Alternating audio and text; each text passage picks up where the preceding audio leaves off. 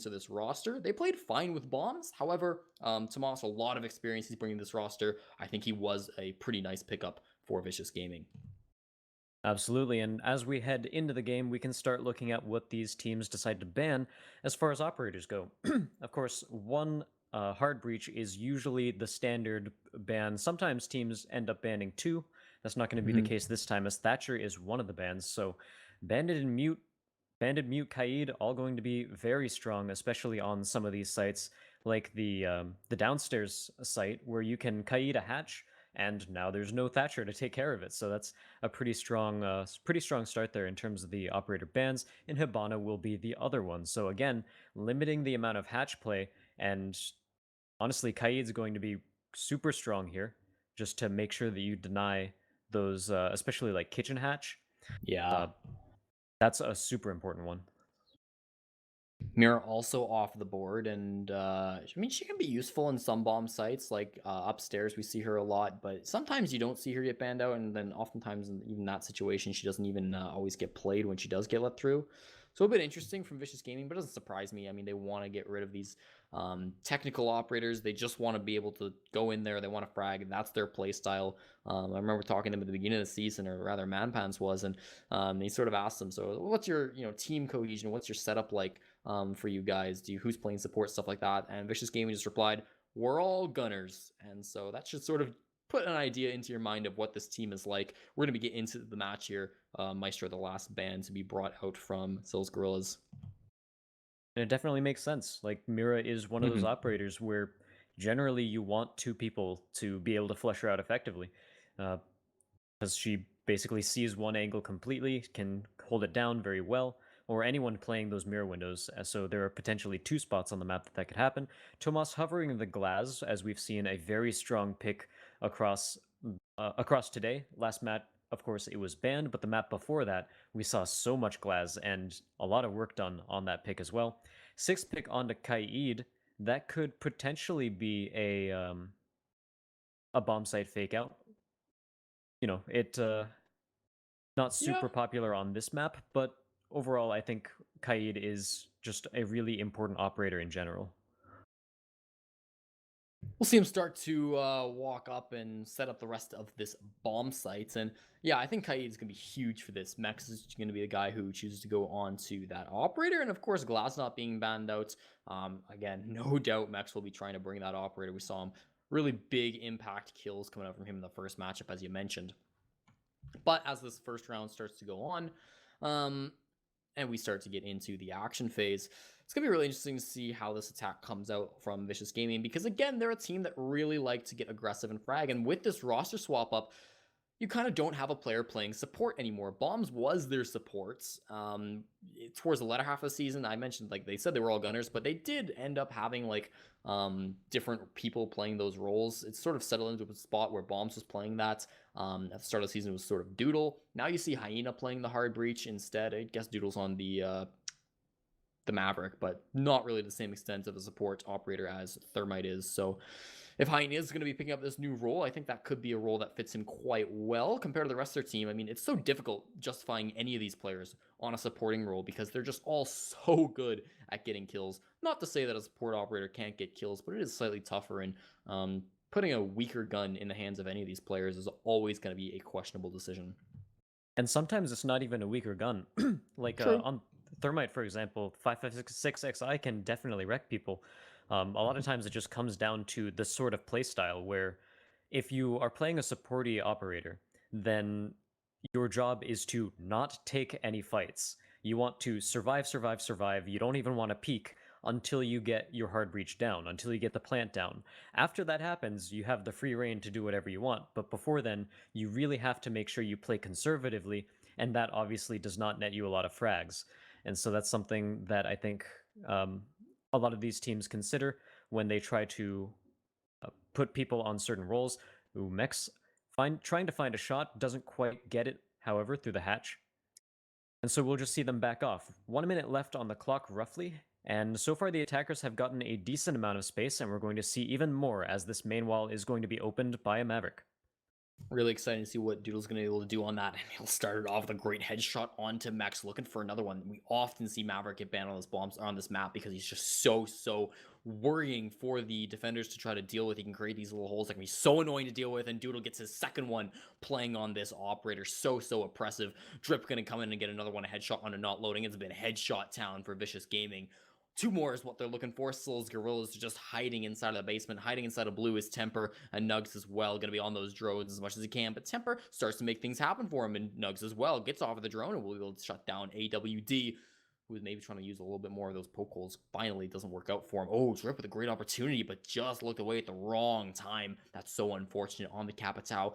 Still aiming for that angle, but doesn't quite get the opportunity again. Drip deciding, okay, well, fine, I'll just run in and start to get this plant down. 15 seconds, the defenders are going to have to get on in and stop this. The Yokai just now being thrown out. It's really late and a little bit too late because that diffuser is down, standing up, trying to get that gunfight, but playing it too passively, so he's not able to find anything at all. Very smart from the attacking operator. Now Drip going to be able to eventually get that kill on a Nugs, all on a Temper and a 1-on-3. He's got very little opportunity to do anything here. Playing around the soft walls, playing around is, of course, Rex on the other side of things, trying to make this happen for his team. They just got to stall out. It's going to be so difficult for Temper in this situation. Time just keeps on ticking. 3 guns aimed in his direction. He goes for a wild run out. Drip makes sure that it doesn't happen. Yeah, and that's not a position in Blue Tunnel where you want to be as in any sort of clutch situation, because you don't, especially when the plant has already gone down, you don't have enough time to rotate around. So every single person on the attack or the defense, whether or not it's a retake, knows to point their guns in that direction, and you're just not getting out of that sort of situation. Even if you have really good fragging potential, it just ends up being whether or not the defense messes up and doesn't hold their proper angles. So that means Vicious will take the first round here off of some really good Maverick play by Doodle. And he's obviously going to be bringing the Maverick once again. Of course, on CCTV Cache, there are fewer places for him to properly pull off that Maverick. On the main east wall on the side of server is a pretty popular spot for it, but for the most part, defenders aren't going to be playing in a position where even if you get that open, you'll be able to see them. So it's more conservative, and I don't think Doodle's going to get nearly as many picks this round as he did last time, but he could always surprise me. Doodle's full of surprises. Let me tell you, I mean, this team, they've got so much potential. I mean, I often say for Vicious Gaming, every situation is winnable, because every situation, they can just win gunfights. That, like, you put a player in a situation, and you could say, like, there's no way the player wins this gunfight. But that's never something you can say with Vicious Gaming. They constantly surprise you on the fights that they take, and the fights that they win. It's really incredible what they're able to pull off in the most clutch of moments, and that's the reason why they are still in heavy contention for this playoff spot. Currently sitting in 5th place, but they are looking to get into that top 4. Surely they want it more than most. This is a team who, full of rookies, actually. Now that they have Tomas, I can't say that anymore, because he's, of course, played lots and lots of Challenger League, quite a bit of Pro League now, too. But before he joined the roster, nobody on this team had ever played in Challenger League beforehand. When Mex is actually getting ready with an impact trick here down on the basement, Hyena's going to try to fake it out. It doesn't seem like it's going to be working at the moment, but they will try to flush him out here from the main door. He's got a decent amount of cover, so they're going to have to rely on the drones for quite a bit. Mex trying to peek out himself. There is even an ADS covering him there. I normally don't see teams place someone this far up in garage to try to go so far as to trick the main downstairs here, but it seems to be working for them so far, as the fact that they have the information that the Kaid is playing there. Not loading gets taken out, however, and not loading, we just saw him on top of garage, so that's an interesting kill. I think he must have been killed from this doorway here, as Mex looks for a refrag. Oh, almost gets his head taken off by the IQ, and now he is fully pinned in this corner. As long as Tomas stays there, there's nothing he can do about this, unless he gets the headshot! Mex finds the head on Tomas and immediately takes him out right before Drip gets there with the asphyxiating bolt. I counted him out, but that was the headshot of the century. Yeah, that's not a shot anybody should be hitting, but it doesn't make sense. He doesn't have to hit it. He doesn't have to need to hit it. He's going to hit it anyways. Abanai is going to come around and hit shots too. AWD will fall. And again, Abanai was a really big player in that last match. He's got the pings too from down below with the shotgun in hand. He needs to stick with it. That's a free kill. Just start. There you go. Eventually fires off his gun and Rexon goes down. Not sure why he wasn't trying to move around and stop being shot from below, but either way, he will lose his life. And all of a sudden, over on the side of Vicious Gaming, they've lost quite a couple of players in the last few seconds. Still from Temper down below as well. There's a ton of shotgun work happening, and they'll actually down the guy going for the plant. That's really huge because there's only one player left alive. Nux will look away at just the wrong moment though, and Yardy gonna go able to get on in, fire off into the garage as well, but Mex flicks towards him, and he's able to get that round. Second one favoring SG. Yeah, so I thought it was a bit of a questionable decision to have Mex play so deep in the garage, but he absolutely made it work, landing an incredible shot. And even after that, the rest of Vicious Gaming didn't really seem to have their attack in order. It seemed like a lot of their strategy was take garage and then play from there, but they didn't really have a fallback. They didn't have a backup plan, a plan B. And when they tried to rotate off and make something happen on a different part of the map, they just weren't able to, because they didn't flush out the downstairs, and we saw, I forgot who he was, maybe it was Abunai, but someone basically shot up through the floor and took out Rexon. And yeah, overall, there just wasn't a lot of pressure from Vicious Gaming, and I think that all comes down to the fact that they were shook from not having gotten Garage. Yeah, I think, I mean, we were so confident, like, there's no way that that Max is going to be able to do anything from that position, but, what do we know? He's going to be able to get that kill, and take a look at the scoreboard. Drip with 4 kills. Those last couple of kills that he got in the last round was somewhat unimpactful, at least the last one that he got, so maybe a little bit inflated, but still he's been playing very, very good. Only 2 rounds in, tough to read too hard into these stats, but a good start nonetheless for Drip. The rest of his team doing pretty well as well.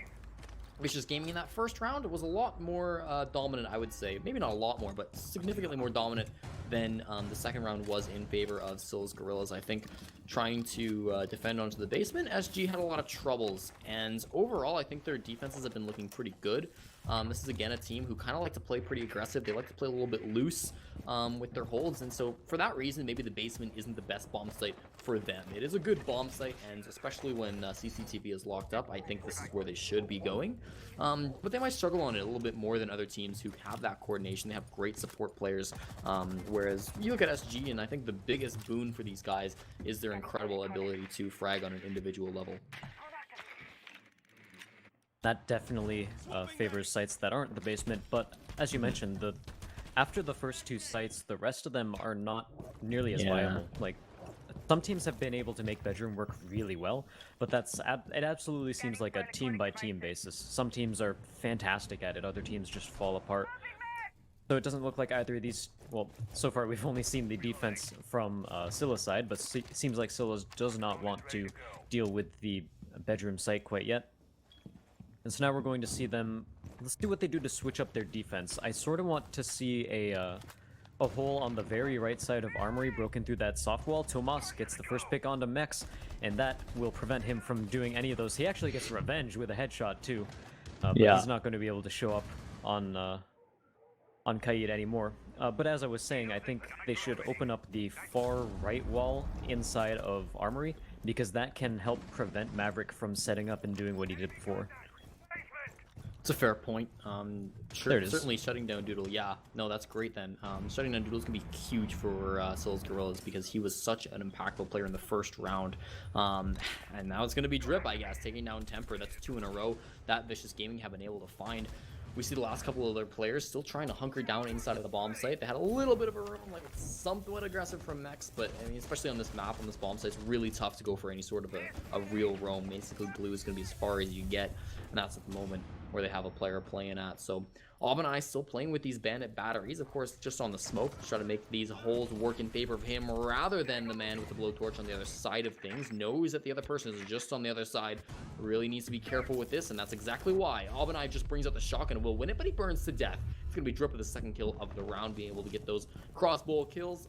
Makes it just 2 defenders left alive to try to hold onto this. It's going to be Nugs playing inside of Arsenal, hunkering down, just ready for somebody to walk into his sightline. Of course, not loading as well. The other player playing on the Legion, just wanting to stay alive as long as possible. 30 seconds is all they have to go. Nugs a little bit slow, and he's going to miss that shot. He's still trying to fire into the bomb site, but it's so difficult. The attackers have gotten firm control And now Nugs crawling forward. He gets good initiative from that. Takes down Rexon 3-on-2. However, Hyena goes for the plant and not loading. What are you doing up in the bars? The plant's going down. Well, at least you got that element of surprise. Drops on down. Takes down Tomas as a 2-on-2, but they need to start going fast. Nugs with the yokai can get some information, but it's way too late to deny the plant. The plant is already down. Goes for this. A little bit of a disruption. Helps out not loading. Not loading gets the kill on a drip. If they can actually pull this back, they still have the time. Nugs takes down Hyena, and that'll be it. Still a really great retake over on the side of Scilla's Guerrillas. Did not think they were able to pull it back, but there they go. Prove me wrong. And I wonder, so Vicious Gaming, one thing that they had to go through their mind basically is where's the Legion, right? They took Church without much of a problem once they got the first couple picks, and then they knew that the Echo was playing toward the back, but they didn't account for Legion at all. And they didn't see him rush through Armory, they didn't see him anywhere like that. So the process of elimination, the only places he could really be left are Blue Tunnel and the Hatch. Blue Tunnel you're going to be able to watch simply from watching for the Echo.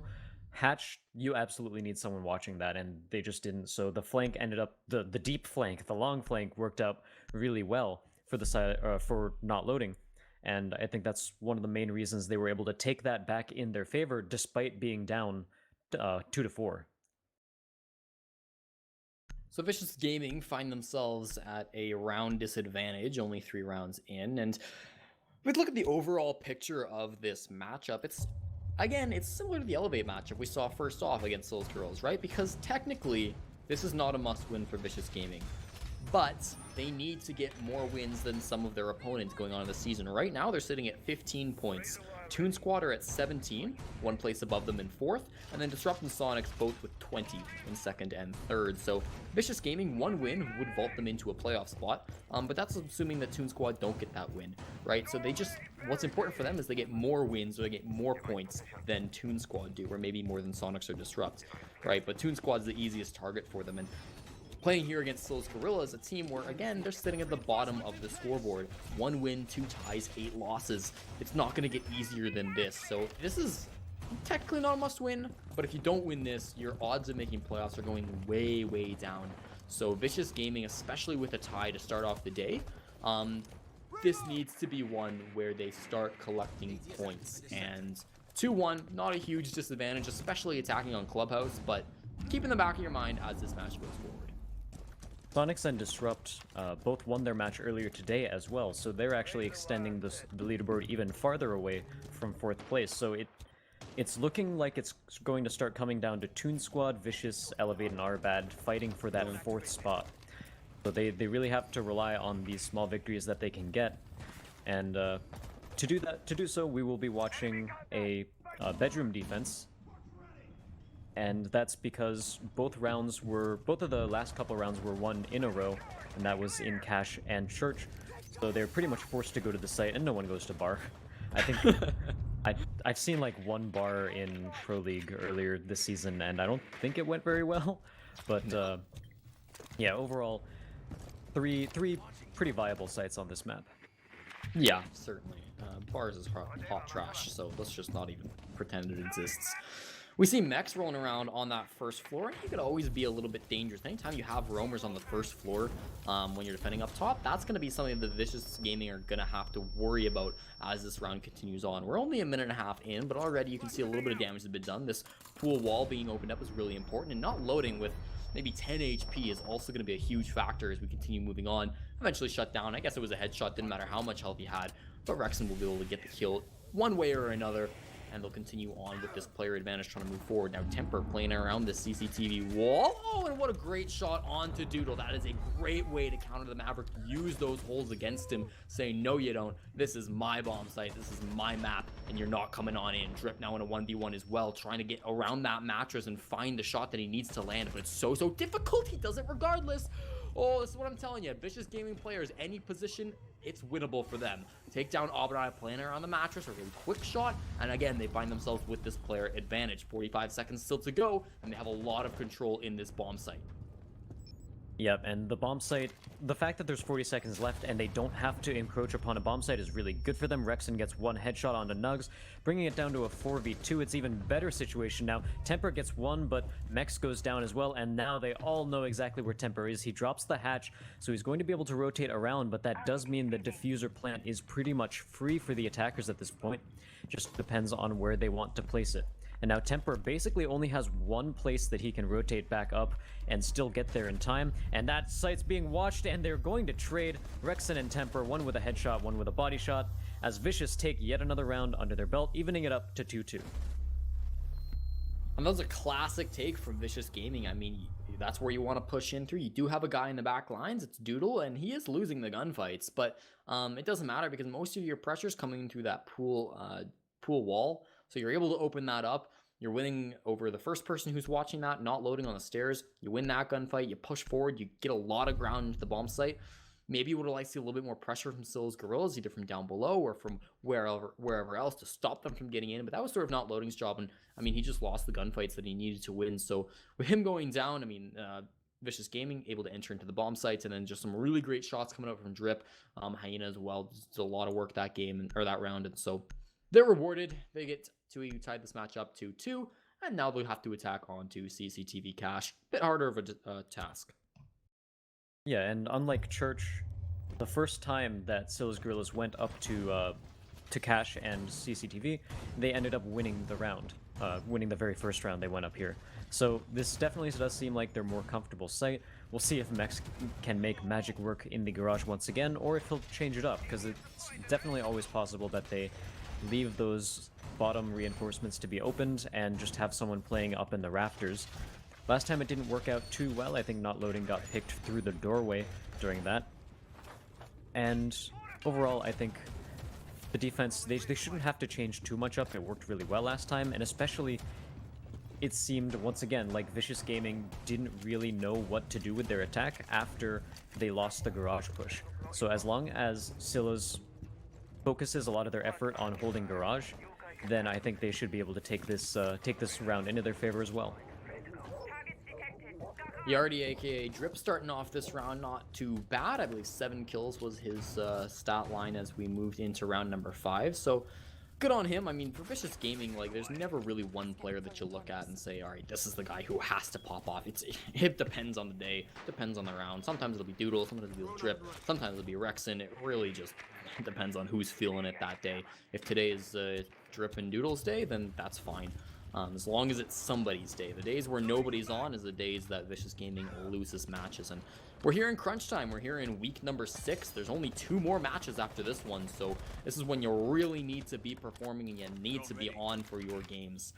Again, they're going to be depending on the bomb site that worked 1 out of 1 time for the defenders. So those Guerrillas should be feeling pretty good about this, at least knowing that they never have to go back to gym bedroom. They can go to the basement after this bomb site should they win this and be forced down there. We start to see the wall being opened up, and everything's going pretty much according to plan, almost halfway through this round, and not a lot going on. Not a lot indeed, and Nugs holding a pretty popular angle from the Echo, making sure that anyone who pushes through the door, through the main wall, does get shot down. But it seems like the first kill will head to the Maverick, and that is actually Mex getting flushed out of his position, so Garage is going to be opened up a little bit more easily for the side of Vicious Gaming now, and that means that they can be more comfortable in their take. It seems like they have prepared strats much more for a Garage side take, and now they have control of Garage. I think Not Loading is still up on the rafters, so he still provides a little bit of a challenge, but overall Vicious shouldn't have too much trouble flushing him out, especially considering they have the Capitao asphyxiating bolts, which Jaeger's Magpies do not do anything about. Oh, and a little bit poor play and a little bit unlucky timing from Doodle playing outside of that barricaded up doorway. And great job from Temper to be able to capitalize off of that, playing in the bottom side of the garage. And just pokes around, knows that I think there's a player over here, whether he just game sensed that or whether he was getting the calls from his teammates. Wins that one. Rexon's winning gunfights too. Not Loading is going to go down. And it's a run out coming from the mute. He's just running across. Doesn't look like he was actually going for any kills, just moving from one part of the map over to the other. Fair enough. I think the enemy team did get a ping at where he was at for just a moment, but he'll get back inside, safe and sound, currently sitting inside of Lounge, looking up towards that wall, waiting, daring anybody else on the side of Vicious Gaming to walk on through, but Tomas is already in, and I don't know the defenders know this. No, they don't. Abanai is caught off guard, vaulting across, trying to get into this bomb site to stop the plant from happening, but Tomas, again, stops him from doing that. Temper comes around, though. He's been very good this round, a couple of kills in his pocket. Drip falls, and that this diffuser going down makes it very, very difficult. Still, 3 attackers need to defend onto this. Rexon and Nugs both get a kill piece on different parts of the map, leaves it all onto Nugs. Now the support player over on the side of Scylla's Guerrillas, will he be able to hold on this back? He's got to be able to get 2 kills and the disable. This is so tough for him. Rexon down below, and then holding the angle is Hyena. He's got the yokai, he's got the information, but again, this time not working for him. Rexon just sitting back down below. They're gonna hear it if it happens. They've got this 2-layered defense. Nugs gets the first kill, but again, time running out. Hyena just needs to be able to get this kill. Going for the disable. Hyena coming around and is just able to get that. Nugs needed to get that kill before he went for the disable, but didn't. And that is a very unfortunate position to be put in as a defender, especially on this site where there's just so many places outside that teams can shoot you from. So you can't really blame him for that one, and you have to sort of look at the rest of the team and see what caused them to fall into that position. I think part of it was absolutely Tomas pushing right through the smoke without anybody noticing and getting a huge flank onto, I think it was Abunai who was trying to vault through the soft wall there.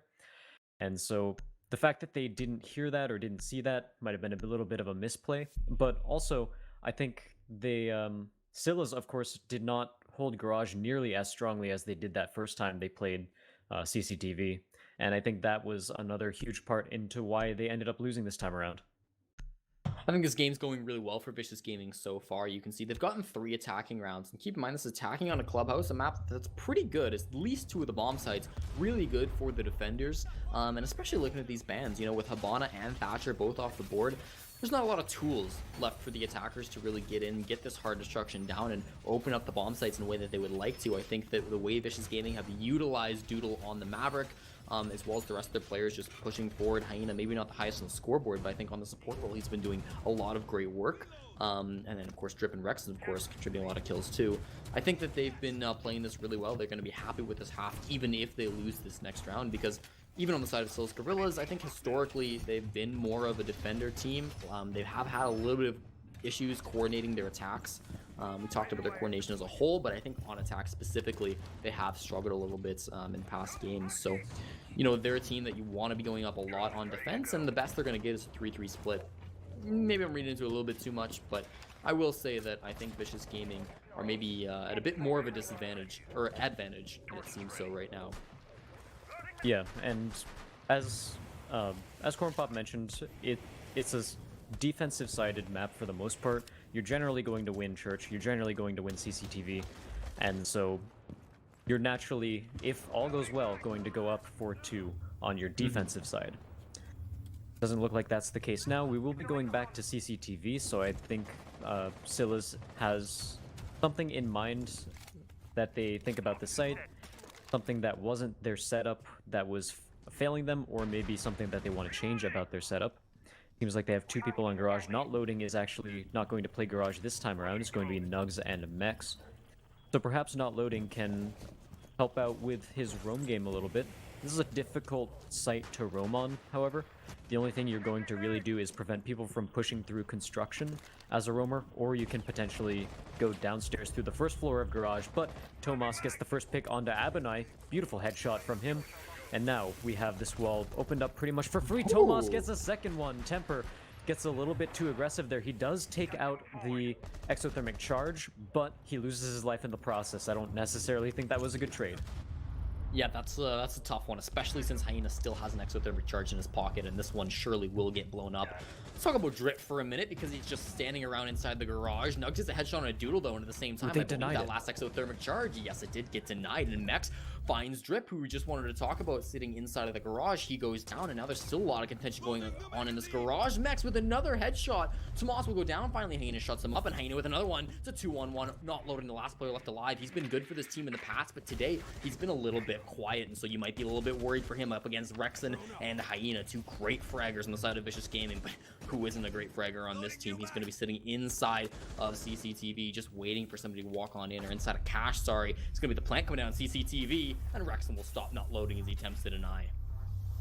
And that started off pretty good for Vicious, but then as soon as that second exothermic charge was taken out, they had to completely change up their strategy. But the fact that they already had control over Garage and some really good picks by, I think it was Hyena, if I'm not mistaken, actually ended up opening that entire half of the site, and they were able to take it back into their favor, even though both exothermic charges were destroyed.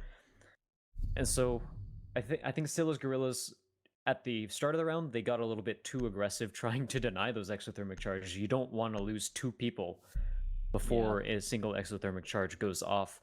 But once they have, I actually think it was a good idea to deny the second one. So it's sort of like doubling down on a mistake, but it was, I think, one of the only chances they had to actually get back into it, and it almost worked if they had just hit a couple more frags. However, you can't really rely on mechs to hit them all, and now we're going to see the side swap.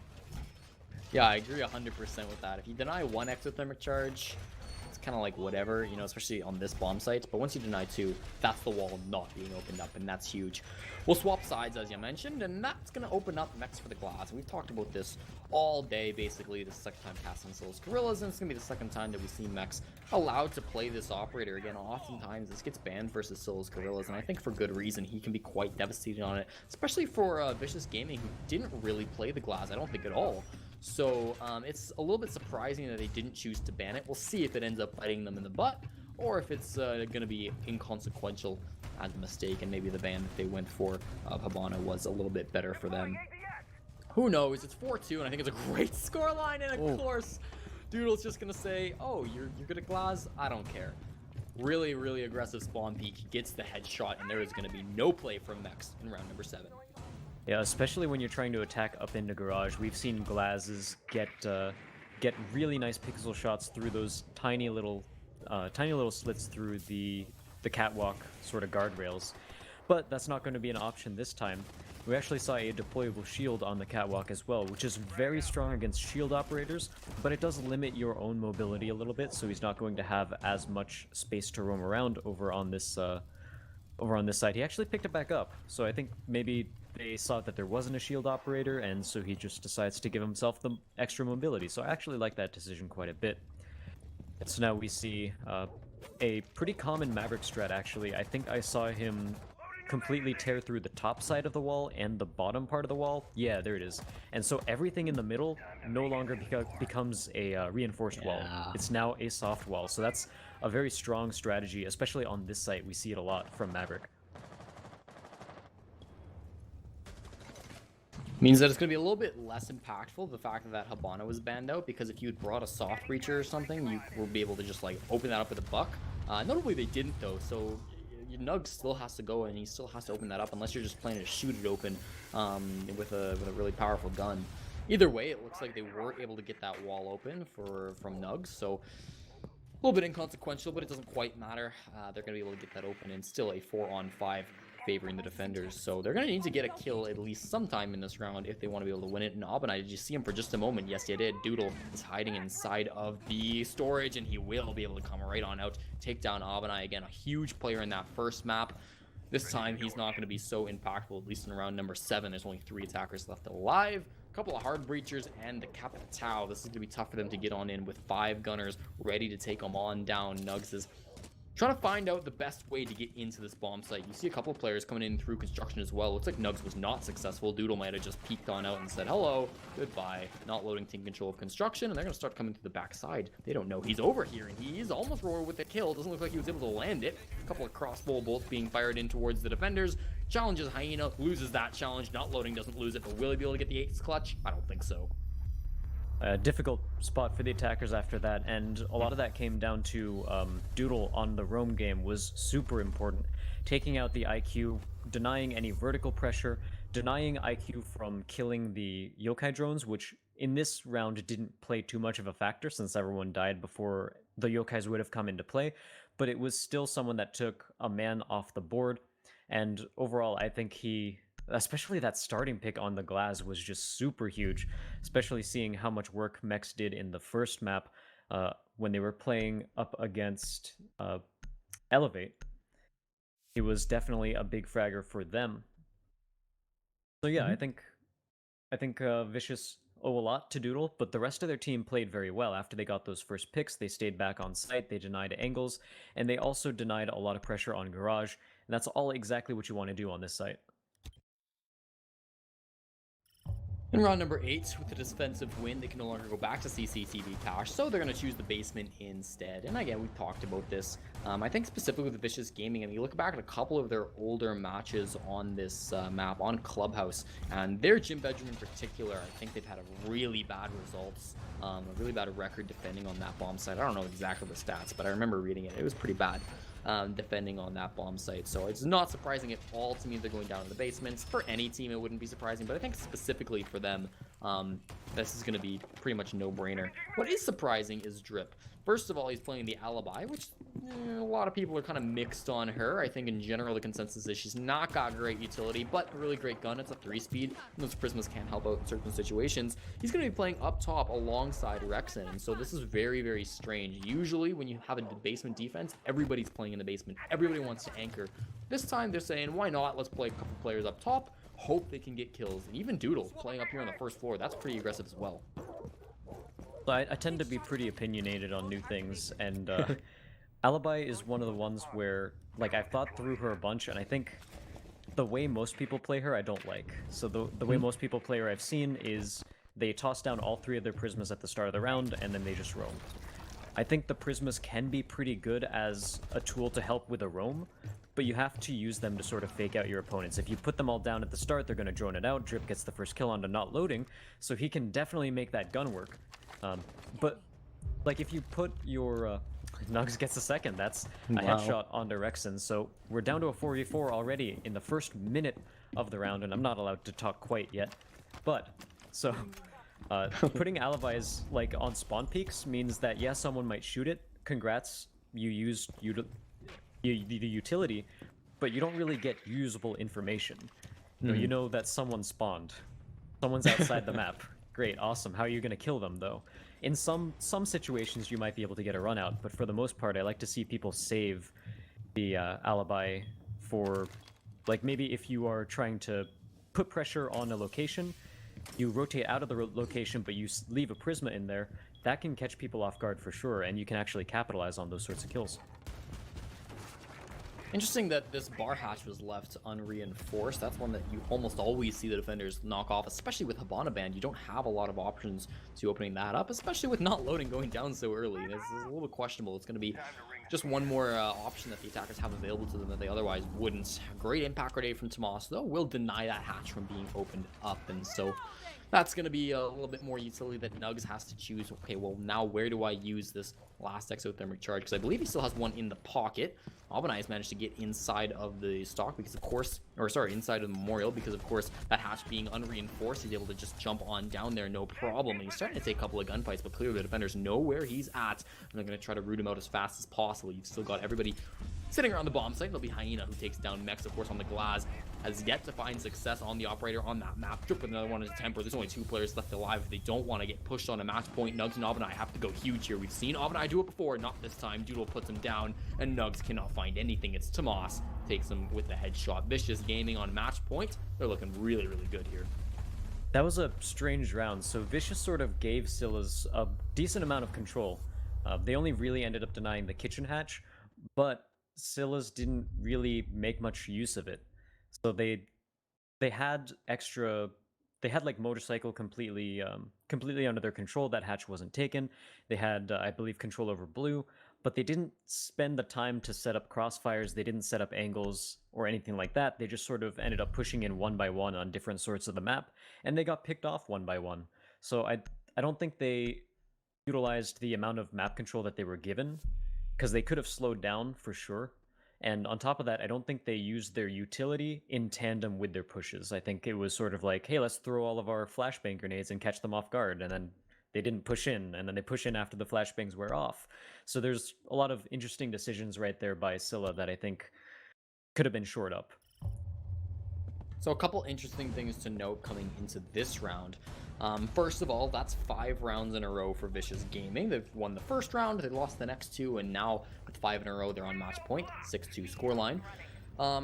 but they are defending on Gym Bedroom, and historically they have struggled a little bit defending on this bomb site. So this is going to be the best opportunity Scilla Guerrillas have to swing things back in their favor. And again, this is a team that can work with momentum. Even just getting one round, that can get you fired up if it's a good round, if it's a decisive round, or even a close round, right? If you clutch it in a 1v1, get your team pumped up, you know, maybe this could start to turn back in your favors if you're SG. But this first step is going to be the one that needs to come out, of course. So they're going to have to come out and attack onto Gym Bedroom. And yeah, I think overall Vicious Gaming still in a great spot, 6-2. You cannot be upset about being in this situation. So we'll see if this can work out good for them. It won't work out good to start here. Going for a spawn peek maybe was Drip, and well, he'll get punished. That's the key getting down too. That's a big one. Yeah, so Kaid going down, he won't be able to trick anything. I hope he used all of his utility already, but as we saw, the CCTV room has not been electrified, and the only one left would be the jacuzzi wall. We haven't really seen a picture of that quite yet, so we're not sure if it's electrified, but if it's not, then that would be a huge kill, and the fact that Drip is down does not mean anything good for the attacker side. However, we will see things slow down a bit as we are 1 minute into the round. Some hatches opened up, a couple of walls, but overall not too much map control for the attackers quite yet. And they haven't even really flushed the defenders out of their positions, as we still see someone hold up in cash, and yeah, just not a lot of map control whatsoever for the attackers. Really interesting that Doodle would be on the Valkyrie. Usually that's a role reserved for Drip. Of course, Drip not going to be looking at anything yet, and Doodle going to come out and make a lot of work with it. Finally, a first kill in favor of his team. That's Abanai goes down, but not before he was able to find the shot onto Rexon. So with both of those going down, we're back into a 4-on-3, favoring the team currently facing against match points. That is going to be Scilla Guerrillas, who really need this round, and of course the next 3 as well, if they want to tie this game up. They're going to be starting to look in onto the bedroom, into the bomb site, do what they can. Nug still holding that diffuser, ready for his team to make some ground happen. And we saw a really good attack from Vicious Gaming onto this bomb site. The question is, are SG going to be able to do the same thing? There's a great C4, tosses out, and ooh, just backing off in the nick of time. Mex with very little HP. May as well have been a kill because Tomas is there and he's able to get the finish off with a very hurt player who took a lot of damage from that C4. Mex is going to go down. Temper still, however, not ready to let things go just yet. Hyena gets his head blown off, and that's, again, going to put favor back towards the attackers. So now with the player advantage, they're going to lose it immediately. Doodle again with the MPX, just as I was talking about how good Drip is. Clearly, Doodle no slouch either. Makes 2 kills for him in the round, and they're looking for at least 2 more. Nugs is going to find one from Tomas, and he's going to need 2 more. If he doesn't want his team to lose this round, won't get it. Nugs the last 2 kills, shuts it down, and SG still in this map. Yeah, at that point, there was not much left to do. You were pinched on both sides. Either direction you decided to go, there was someone watching the angle. And one of them was Capita with the Saw LMG. He can just pre-fire that corner the entire time, and it's there's not much that a Valkyrie can do against it. But overall, like you mentioned earlier, it was bedroom, so of any site that they were going to lose, it was probably going to be that one, considering just how many options the attackers have. You can close in from 4 different angles on those sites, and so it can be very hard for the defenders to defend. However, the question now is that now that Scylla's has a bit of momentum in their favor, did Vicious lose any momentum, or can they continue with their really dominant defense so far and bring it home on CCTV cash? Another thing I wanted to talk about last time but didn't end up mentioning was Mex 6 picked off of the Glaz over to what ended up being the Sledge. And so I thought that was a good choice because just today, I mean well, not today, but this game, his Glaz has been a little bit underwhelming. And if you're not feeling the Glaz, you need to get off of it because it's really that operator where you're on and you're getting a lot of shots, or you're off and you're contributing nothing to your team. And if today he's off, I think it's really important that he identifies that as soon as possible and then makes the changes that he needs to make. This time he's making more changes. He'll 6-pick from the Sledge over to the Ying, and this is an operator that a lot of people have trouble playing against. Really good for entering, really good for causing a commotion and just being annoying to the defenders, of course, making their lives absolute miserable. So Max, he's the player who's going to be playing these weirder operators, the operators that take a little bit more game knowledge, a little bit more unique skill that doesn't really apply to a lot of the other guys. So no surprise that's him on the Ying, and I'm interested to see how he does with it.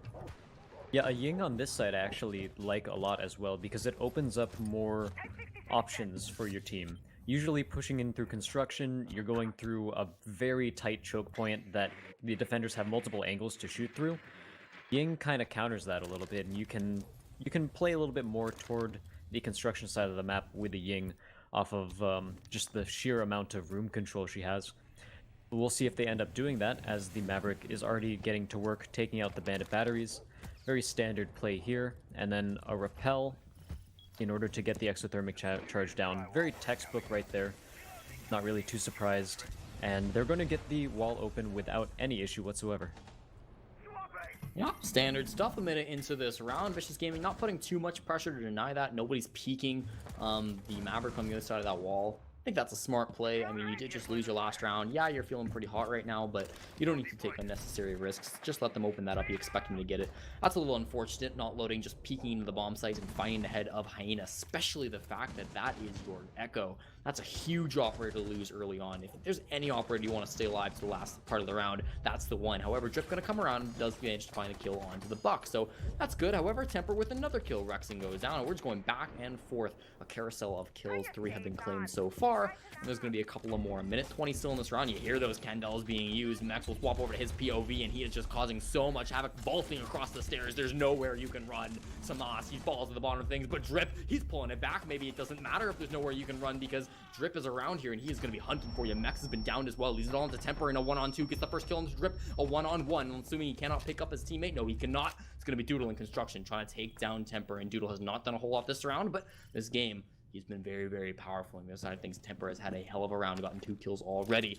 1 fire arrow, still 2 smoke arrows in the pocket. 48 seconds too, so there is no time pressure, but maybe it doesn't matter. Temper's going to go for the plant anyways, and not likely for AWD to expect this. Unless he does, he's going to walk on forward, finds the planting Temper, and Vicious Gaming take the match in round number 10. A great game by them, 7-3. 40 seconds left. You hear the castle jump in, start shooting, and you're still sticking the plant. That was a very interesting decision right there.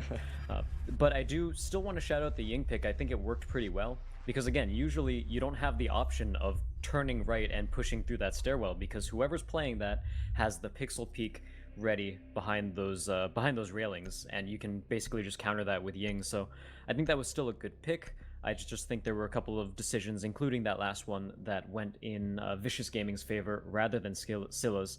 And gotta hand it to Drip as well for those last few kills that turned it from a 2v4 to a 2v2.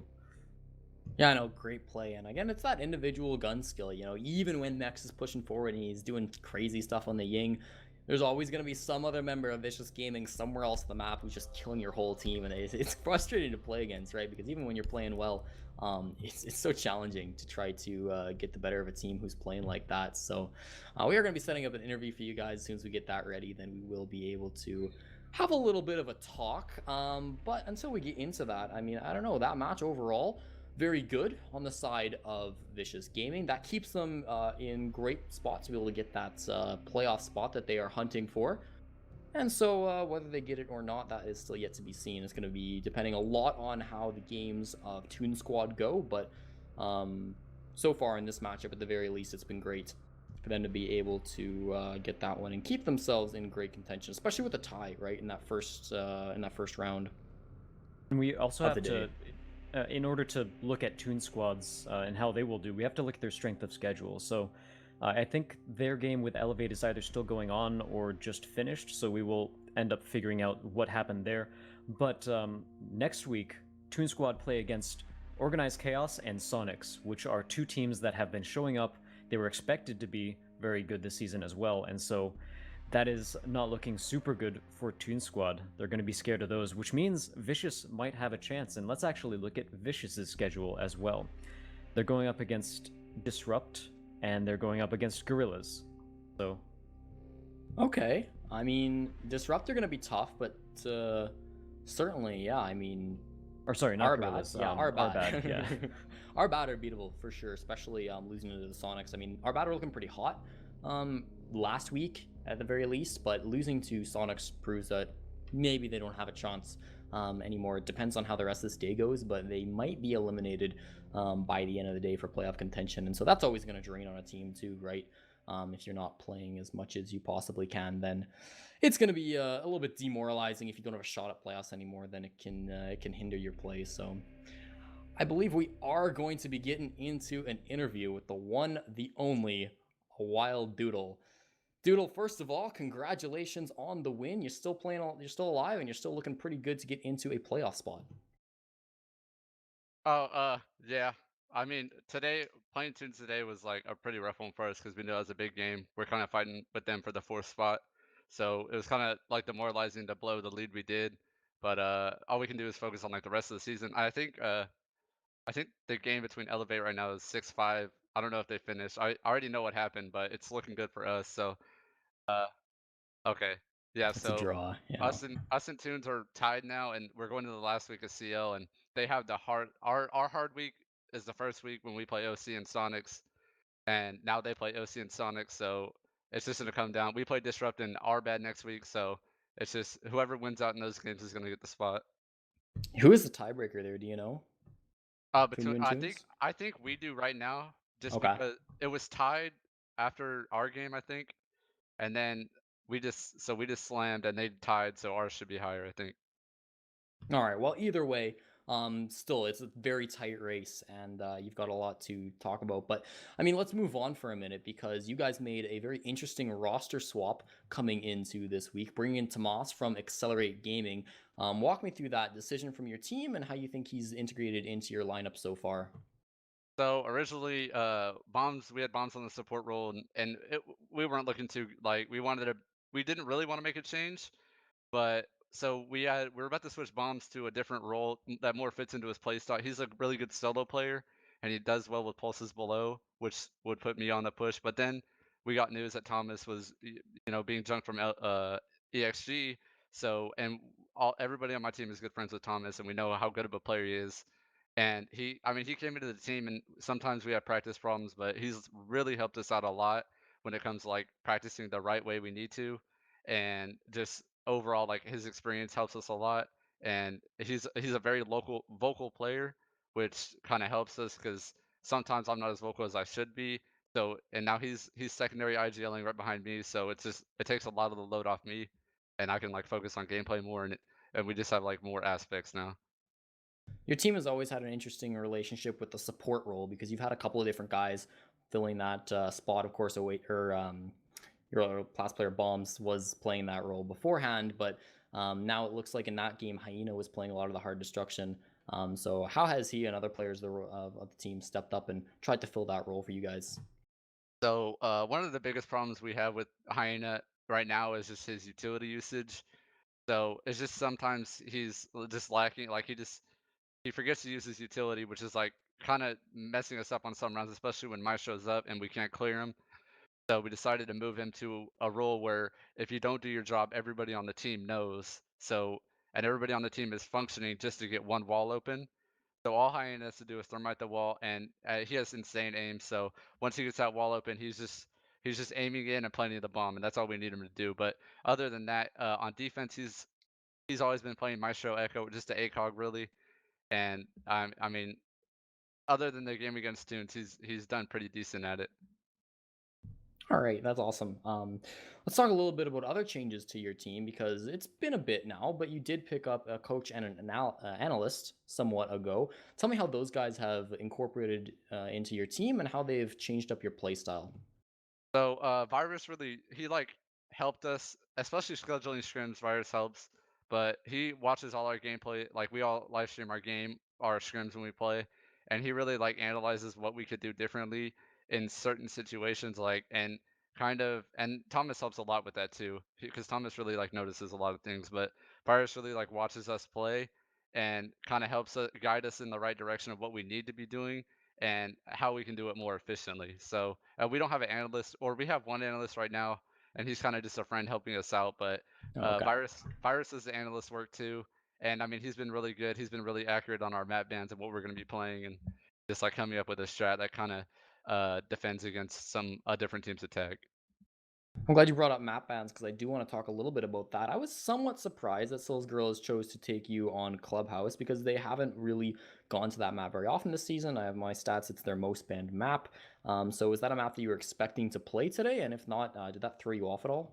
Honest, usually for the second game, we don't have a really good prediction on map bans because the maps are it's random bans sometimes, so we really don't know what we're looking at. And all I was knowing was we're playing Scilla's Gorillas, and they cannot make playoffs anymore, so they have no cares in the world about how they play.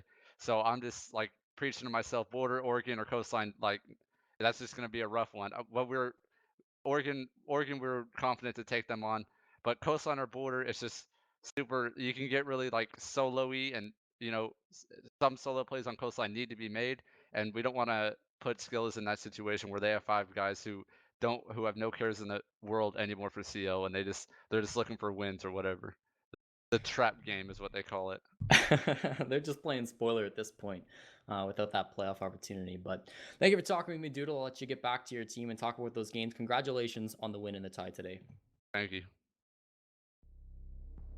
And that was a wild doodle from Vicious Gaming. They are still very much in the race for playoffs with that win. They are now tied in points with Toon Squad. They're going to be looking to fight for that spot. The last week, as he mentioned, coming up, going to be so crucial for them. And we had an opportunity, depending on how today went, they might have been able to close that out. We might have already known who's going to make those 4 playoff spots, but with the results that we've seen, it is going to be up to the very last week. So we like to keep it exciting. We like to keep things unknown. We're going to head to a break for our last matchup of the day. Stick around because you're not going to want to miss it.